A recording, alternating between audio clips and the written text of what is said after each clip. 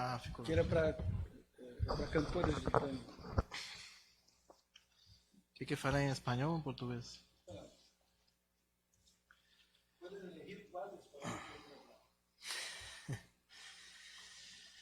Bom, vou agradecer em português o convite do diretor do ILEA. Sempre fico muito feliz e muito grato pelos convites que ele me faz para conversar ou dialogar com vocês e também para os outros colegas da mesa, né? Arturo e Armando.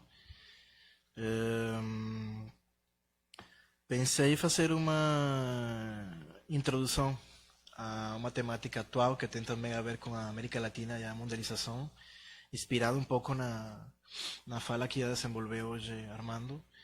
E na verdade seria sobre o cenário na Venezuela, que é o meu país de origem, tentando entender um pouco macroestruturalmente a crise contemporânea e algumas dos devires dessa crise e suas diferentes trajetórias, né? Antes de começar a falar em espanhol, Arturo colocou que um paradoxo interessante eram essas semelhanças entre um discurso e uma prática, no caso do México, do presidente atual, com outros presidentes claramente de direita na América Latina. Eu acho que isso vai se apresentar também na Venezuela nos últimos anos. Então, pegando um pouco esse chute inicial do Arturo, vou tentar descrever um pouco o panorama ou a paisagem da Venezuela, falando um pouco das condições estruturais históricas do país e passando numa segunda parte para tentar explicar um pouco as diversas trajetórias da crise, né? Acho que é importante também por ter tanta besteira que é falada na televisão, né? Depois da campanha presidencial do ano passado, tinha discursos de todo tipo sobre a Venezuela e cotidianamente nas ruas de qualquer cidade brasileira encontramos discursos como os venezolanos estão entrando mortos de fome ou estão transmitindo doenças ou esse tipo de coisa, né? Então acho que seria interessante dar uma paisagem um pouco mais complexa desse tipo de discursos que lamentablemente temos que escutar, ¿no? Às vezes dentro da URGS também. Então vou passar para o espanhol. Venezuela tiene una serie de características muy específicas que la alejan como nación de cualquier otro país de América Latina. Es un país que tiene una estructura económica y política a veces mucho más parecida o semejante, similar a países como Nigeria, Argelia o incluso Emiratos Árabes. Y eso tiene que ver con la estructuración histórica de la producción de petróleo en el país desde comienzos del siglo XX. Entonces, dentro de Sudamérica y dentro de la propia América Latina, tiene unas características que son muy diferentes con el resto de los países. Y eso creo que también ayuda a la incomprensión de sus dinámicas internas. Es importante destacar la inserción de Venezuela dentro del patrón capitalista de la economía mundo. Si bien fue básicamente una hacienda de café, cacao y caña de azúcar en la época del dominio español, entre finales del siglo XIX y comienzos del siglo XX, ya con un país que no depende de forma jurídica formal ni política de España, ¿no? Porque tiene una independencia en términos formales y políticos, pero no una independencia en términos económicos ni también culturales necesariamente de las metrópolis. En ese periodo entre finales del XIX y comienzos del XX tenemos una importante transformación en la estructura económica del país y es el paso de un modo de producción basado en la agricultura, básicamente de estos productos, con una población que más del 85% es población que vive en el campo, a una transición para una economía que estará basada casi exclusivamente en el petróleo ya en la década de 1920, 1930, ¿no? Más o menos en ese periodo entre 1920 y 1930, el petróleo comienza a representar más del 50% del Producto Interno Bruto o del Producto Bruto Interno. Y la población urbana pasa dramáticamente a expresarse más o menos en 1930 en el 74% de la población, cuando en 1890 y en 1900 representaba más o menos el 78-79% de la población, ¿no? La mayoría de ella población campesina, ¿no? Con una economía que sería básicamente de subsistencia, pero también con una economía que es utilizada evidentemente por un capitalismo agrario, ¿no? No estoy diciendo con esto que Venezuela era un país feudal ni nada de eso, ¿no? Ahora, esa economía, un detalle importante y un paréntesis, es que esa economía basada en la agricultura no es un paraíso ni es un lugar feliz, ¿no? Algo así como el 70% de las tierras cultivables en el país era controlado por el 13% de la población. O sea que no son campesinos libres que están produciendo libremente los productos que ellos escogen, sino que están también, ¿no?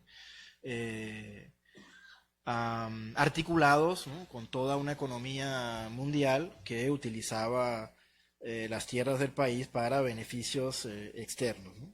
En ese caso, esa clase política y económica específica que tradicionalmente se ha denominado en Venezuela como los amos del valle, ¿no? Los amos del valle son un grupo de familias que consiguieron convertirse en la aristocracia nacional a partir del control y la distribución de agua en Caracas durante el siglo XVIII. Con ese control lograron tener el monopolio de negocios como la alimentación o los alimentos, luego el servicio de gas, luego el servicio de electricidad, ¿no? Son 4 o 5 apellidos, sobrenombres que ustedes van a ver repitiéndose en la historia del país: Machado, Zuluaga, Mendoza, y que fueron como buenos capitalistas diversificando sus negocios en diversas áreas de la economía, haciéndose con el control de los negocios principales del país y erigiéndose como una élite central, ¿no? Venezuela tiene esa característica particular, a diferencia de una buena parte de los países de América Latina. No tiene élites regionales, no tiene élites por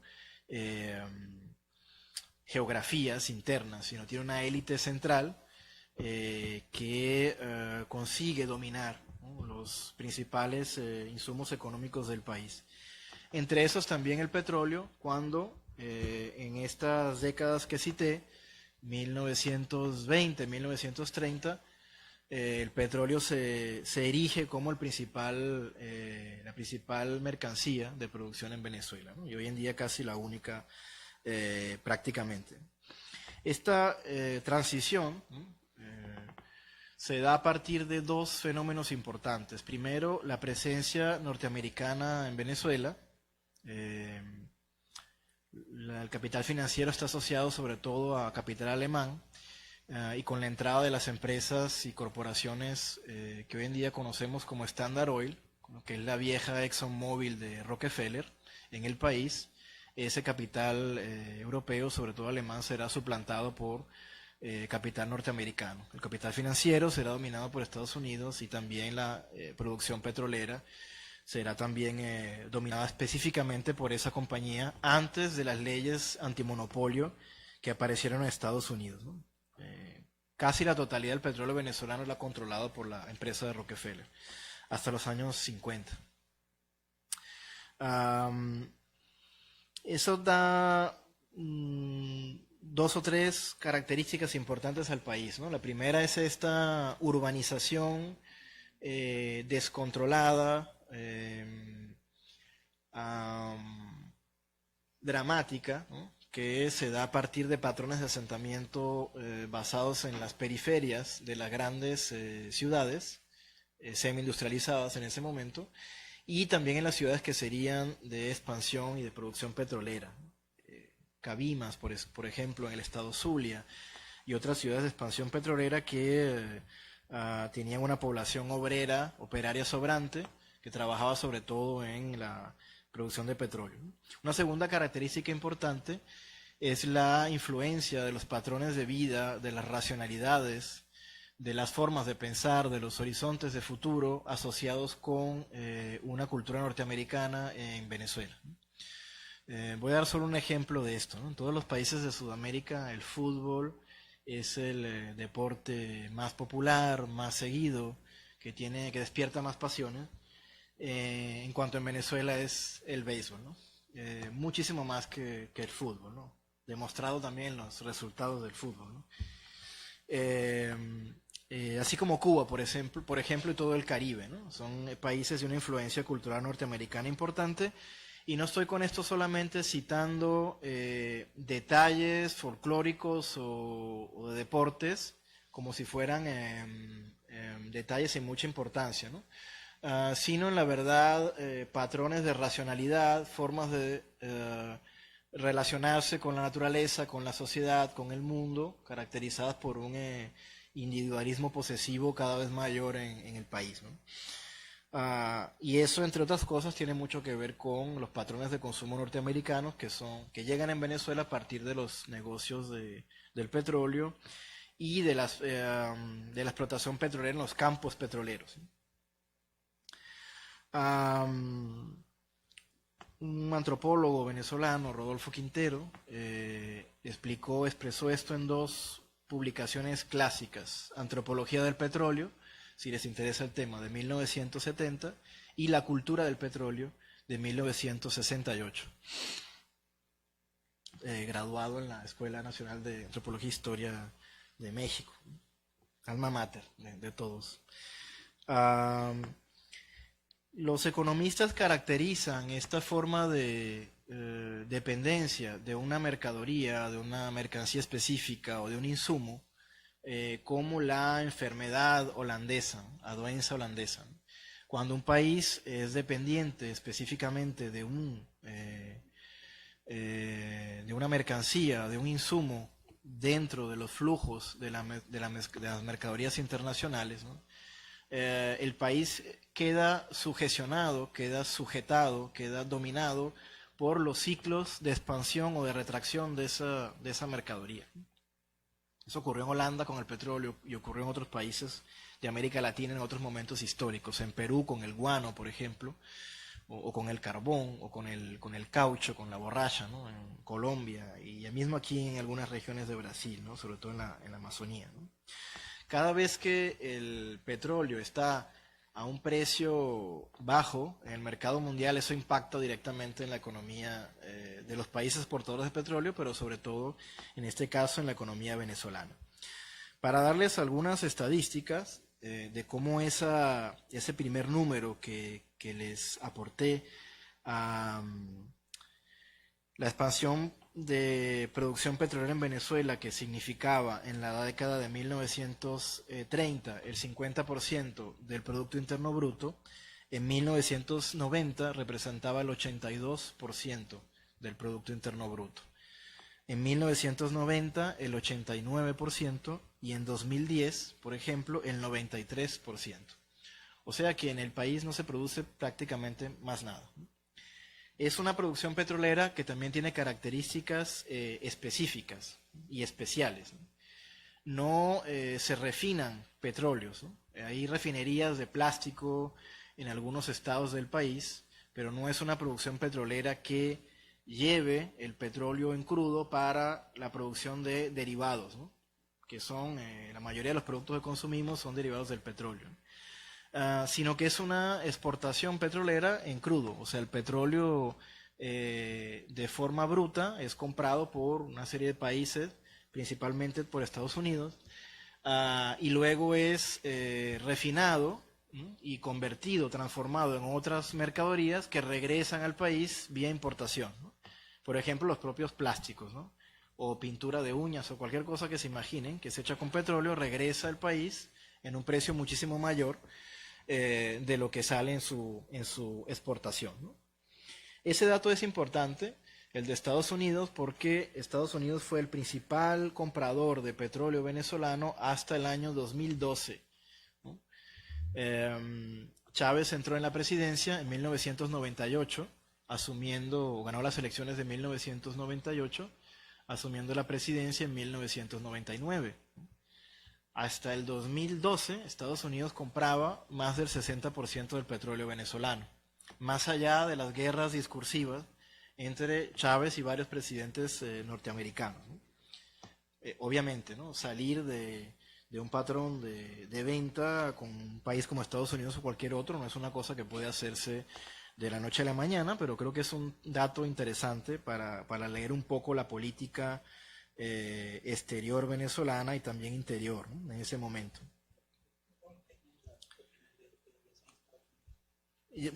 Voy a llegar ahí, voy a llegar ahí. Eh, la, la, Existe una serie de formas de posicionar el petróleo como combustible. Por ejemplo, Citgo, que ya no es más de Venezuela desde la semana pasada, para otros países, ¿no? Sobre todo Estados Unidos, a partir de Citgo, que es una especie de Petrobras que tiene puestos de gasolina, ¿no? Tipo Ipiranga, y comercializa gasolina, pero que depende de la empresa petrolera venezolana de PDVSA, ¿no? Esa es una forma de refinar el petróleo, ¿no? A partir de convertirlo en combustible. Pero más allá de convertirlo en gasolina, nunca hubo una expansión importante, más allá de varios proyectos durante el gobierno de Chávez de volver a sembrar el petróleo, que fue una política que se dio en los años 70, ¿no? Hay dos cambios importantes que me gustaría colocar aquí antes de avanzar y que tienen que ver con esto. La primera es la nacionalización de los hidrocarburos, del petróleo y del gas en los años 70 bajo el gobierno de Carlos Andrés Pérez, socialdemócrata del Partido de Acción Democrática, con la cual surge una empresa petrolera nacional del Estado, controlada por el Estado, que se llama Petróleos de Venezuela, ¿no? O PDVSA, Sociedad Anónima. Con esto, además de que entró una buena cantidad de recursos y de dinero, la nacionalización de los hidrocarburos configuró también una nueva forma de relacionarse con la economía en el país, ¿no? Y fue la asociación directa entre control de la economía nacional y control de la empresa petrolera. En la mayoría de los países, el Estado asegura las condiciones de acumulación capitalista de forma indirecta, ¿no? En Venezuela se asegura a partir del control directo de la empresa petrolera, ¿no? Entonces, evidentemente, como ya habrán imaginado, estas importantes familias, los amos del Valle, se hicieron rápidamente con el control de la empresa, que era estatal, pero que de alguna forma traía la mayor cantidad de ingresos al país, ¿no?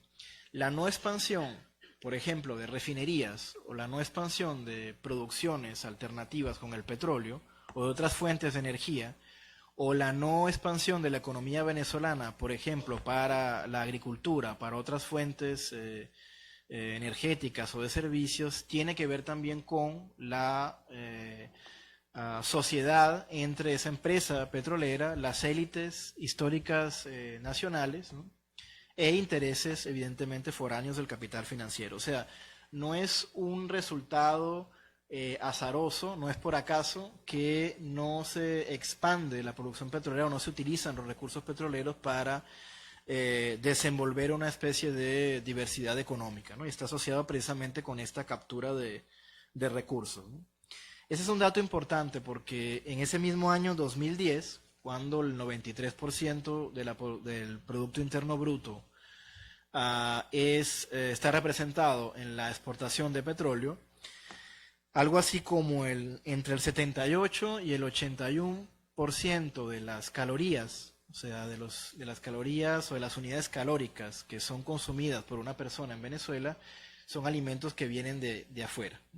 O sea, en Venezuela se produce en 2010 entre el 22 y el 18% de las calorías que consume una persona.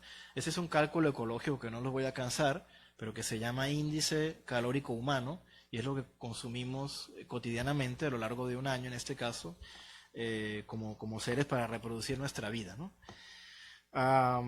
O sea que la dependencia económica en el petróleo también representa una dependencia económica en otras áreas, por ejemplo, en la producción de alimentos.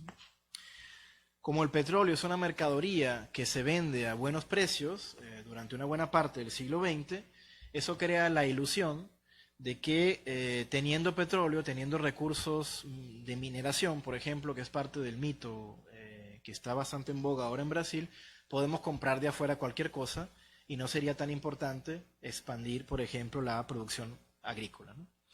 El antropólogo venezolano fallecido recientemente, Fernando Coronil, llamó eso como la ilusión venezolana y como la enfermedad neocolonial, ¿no? Tratando de traducir la idea de enfermedad holandesa, ¿no?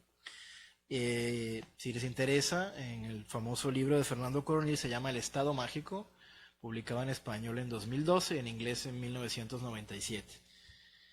Coronil trata de desarrollar esta idea de cómo la sociedad, ¿no?, que al final es la que termina por decidir, ¿no?, de forma no democrática, pero termina de decidir qué hacer con los recursos económicos, termina eligiendo estas ideas de el Estado como proveedor mágico y el petróleo como también insumo mágico, ¿no? Una especie de, como esa idea de las habichuelas mágicas, ¿no?, que van a ser una planta y van a llevarnos a ese reino del cielo de oro, ¿no? ¿Cómo se llama aquí eso? Jean P. de Fechon, ¿no? Eso que es el mito, ¿no? O la historia infantil, ¿no? El petróleo tiene un poco esa idea, ¿no?, de ser una especie de propulsor o vehiculizador para una especie de reino mágico de la economía, que obviamente nunca se ha cumplido en el país después de ya más de 100 años de dependencia petrolera.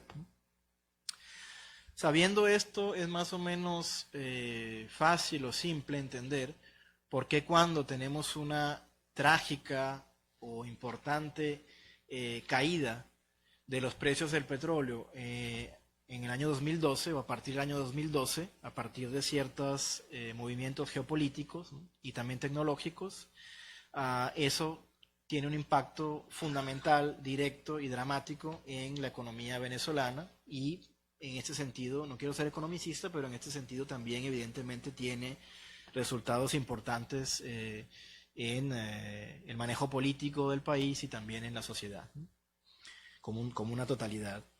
La caída de los precios del petróleo ocurre por 3 o 4 motivos específicos, ¿no? El más importante como movimiento geopolítico de Estados Unidos en lo que se llamó la primavera árabe, ¿no? Primavera árabe posibilitó que Estados Unidos volviese a controlar la Organización de Países Exportadores de Petróleo, teniendo ahora una mayoría, no solamente Irak, sino también Argelia, Egipto y otros países que participan de la OPEP, como países que no respetarían, por ejemplo, las cuotas de producción o que estarían ganados para un declive en los precios petroleros, ¿no?, entre 2012 y 2013. Ahora también el surgimiento y la expansión de la tecnología del fracking, que hace posible encontrar petróleo y explotar petróleo en lugares que antes no era totalmente factible, ¿no?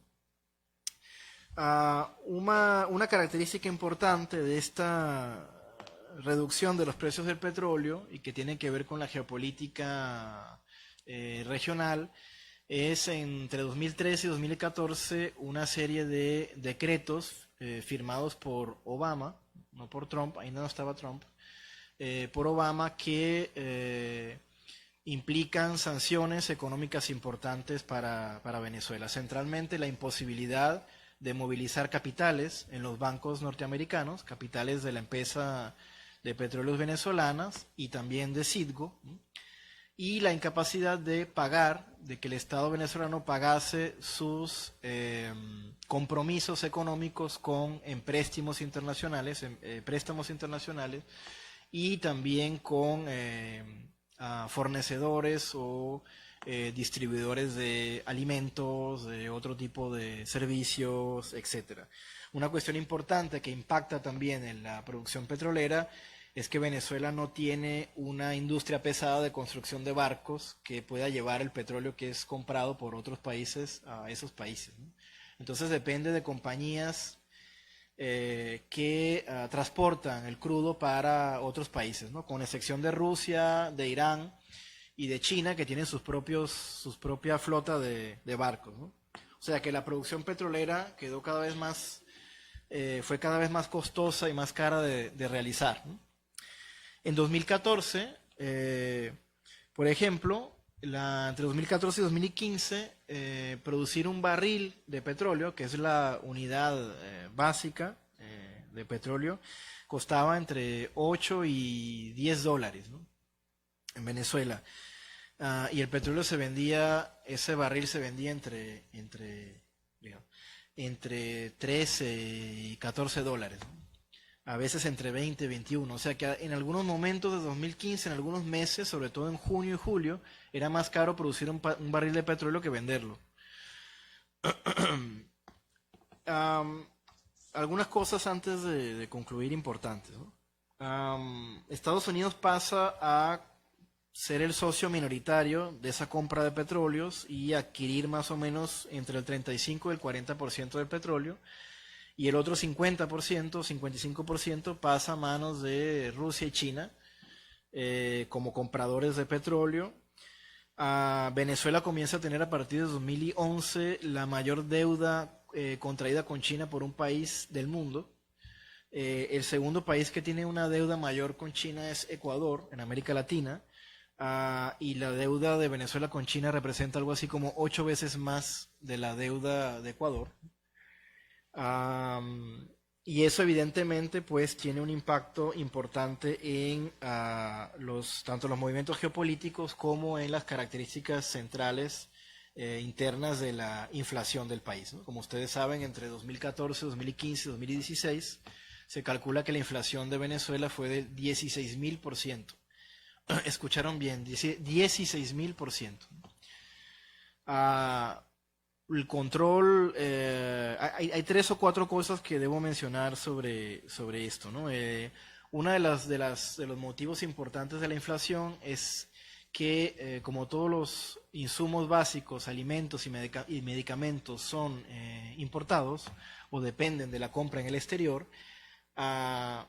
el control cambiario, la imposibilidad de comprar dólares de forma libre, configuró una serie de burocracias estatales para la compra de moneda internacional. Entonces, se estableció desde 2013 2014 una tasa cambiaria estatal, formal, y una tasa cambiaria que se llamó dólar negro o dólar blue. Para colocarles un ejemplo, en 2015 el dólar estatal, el dólar que vendía el Banco Central de Venezuela, era algo así como 60 bolívares, un dólar 60 bolívares, y el dólar blue, el dólar negro, era 7.500 bolívares, ¿no? 60 bolívares el estatal, 7.500 el dólar no oficial, el dólar negro, ¿no? Evidentemente, negociar con dólares desde el exterior era un negocio muy lucrativo dentro del país, ¿no? Si yo podía encontrar la forma para tener dólares y venderlos dentro del Estado, eso iba a generar grandes ganancias, ¿no? Y lo que ocurrió, entre otras cosas, que es parte también del declive económico venezolano, no ha sido solamente un problema de baja de los precios del petróleo y de sanciones del imperialismo norteamericano, que también han existido, sino también de sociedades ilícitas y de malandraje político entre oposición y chavismo, que crearon empresas llamadas empresas de maletín, ¿no? Para negociar con dólares en el mercado negro. Voy a poner solo un ejemplo para explicar cómo funcionaba esto. Como el dólar está prohibido de ser comprado libremente, yo establecía con Armando y con Arturo una compañía y comprábamos dólares. ¿Eh? No, contigo no, contigo no. Quiero solamente con Armando y con José Vicente también, para que no se ofenda. Establecíamos los cuatro una compañía para comprar dólar del Estado, ¿no? A 60. Entonces decíamos que íbamos a importar medicamentos, ¿no? Que es una cosa evidentemente fundamental y que tampoco el país produce. Comprábamos una cantidad de dólares al precio formal, ¿no? A 60 bolívares, por ejemplo, $1.000.000 comprados a 60 bolívares, y luego traíamos cualquier otra cosa. Estoy colocando un ejemplo verídico, ¿no? En el puerto de La Guaira, que es el puerto principal de Venezuela, aparecieron unos containers, 10 containers con chatarra, ¿no? Chatarra, esa lixo de carros, ¿no? Bellos, ¿no? Ferro de carros, todo estragado, ¿no? Y no aparecían los propietarios de esos containers, ¿no? Que los habían importado, ¿no? Bueno, también para qué alguien importará, ¿no? Basura de carro, ¿no? Esos containers tenían un valor algo así como de $8.000, ¿no? Los 10 containers, ¿no? Cuando empezaron a investigar, resulta que fueron importados por la empresa de nosotros cuatro, que había registrado la compra de $1.000.000, ¿no? Un poquito menos, $980.000, alegando que importaría medicinas, ¿no? Entonces compraron $980.000 a precio de 60 bolívares, gastaron 8.000 en lixo de carro, ¿no? En basura de carro usado, y regresaron a la economía venezolana esa cantidad restante, esos otros 970 y tantos mil de dólares, para posicionarlos en el mercado negro, ¿no? Y evidentemente venderlos no a 60 bolívares, que es lo que habían comprado, sino a 7.500 o 8.000, ¿no? Ese es un ejemplo de una práctica que ocurrió durante 6 años sin ningún control por parte del Estado, y que obviamente acrecentó la inflación, acrecentó la escasez y acrecentó los problemas internos de escasez de dólares, de falta de alimento por una parte y de falta de medicamentos por otra. Solamente dos cosas para terminar, porque tengo el tiempo ya en el cuello, ¿no?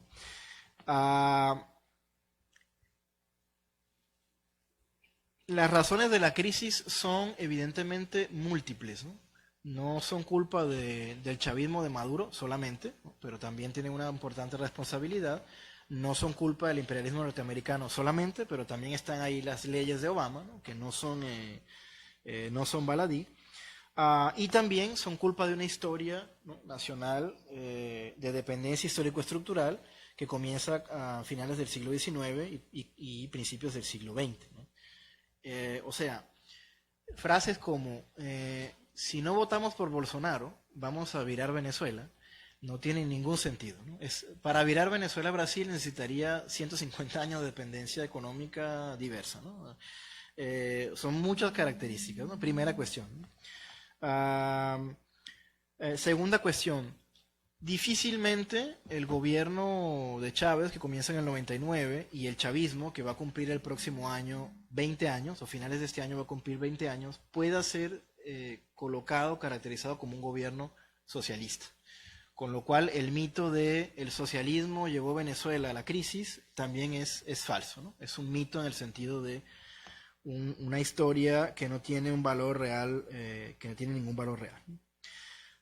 La estrategia de enfrentamiento del gobierno de Maduro de la crisis lo acerca más a posiciones de gobiernos autoritarios, de derecha y represivos, que a cualquier tipo de salida de lo que sería teóricamente un gobierno supuestamente de izquierda, ¿no? 4 o 5 puntos solo voy a nombrarlos. Control del gobierno, tanto de las gobernaciones, del poder local, de la autoridad colectiva, como de la economía nacional por parte de los militares y las corporaciones militares.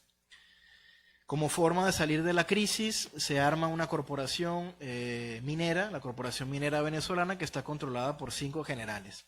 Son los dueños de la corporación privada.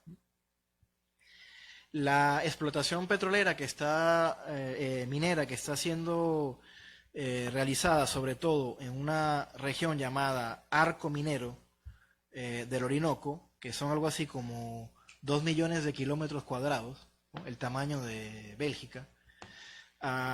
Tiene un área de sección garantizada por una ley que está por encima de la Constitución venezolana.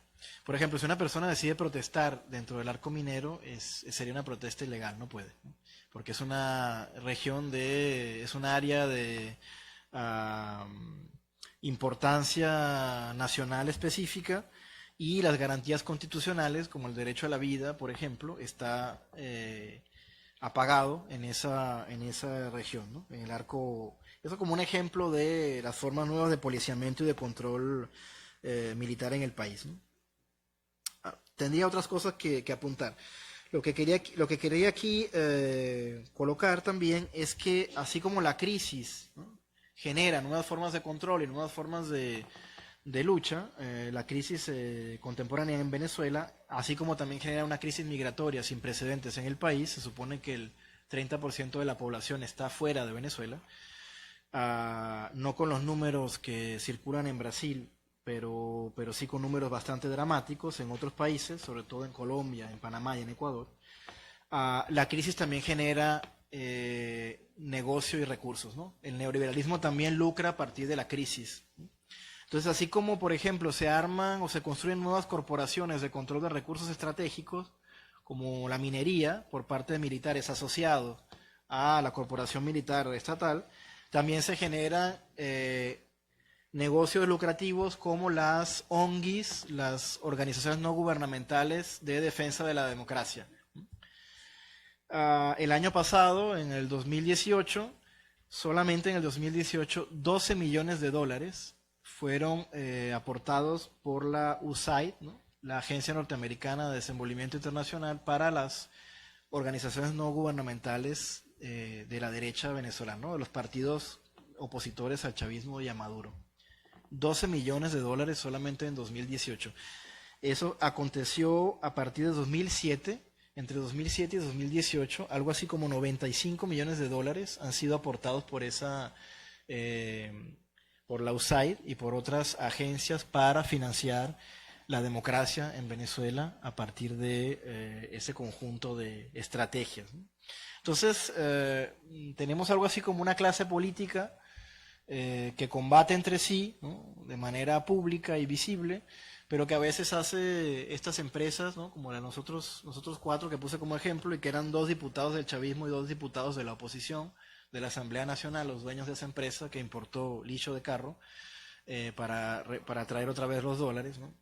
En cuanto el país evidentemente vive una crisis estructural con características geopolíticas específicas que también implican el enfrentamiento en un tablero de ajedrez entre Rusia, China y Estados Unidos, por el control de recursos y de un área estratégica como Venezuela. Quise hacer un pequeño panorama y un pequeño resumen que evidentemente tiene muchas más trayectorias y muchos más puntos heterogéneos, ¿no?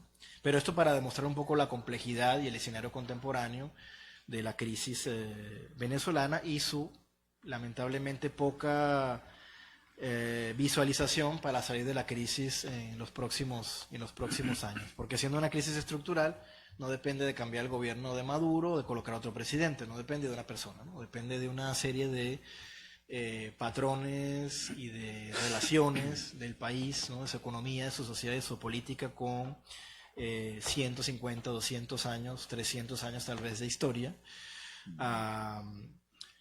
que no pueden ser resueltos a partir de elecciones presidenciales o del cambio de una figura o de otra, ¿no?, evidentemente. Espero haber sido lo más claro posible. Muchas gracias. Muchas gracias.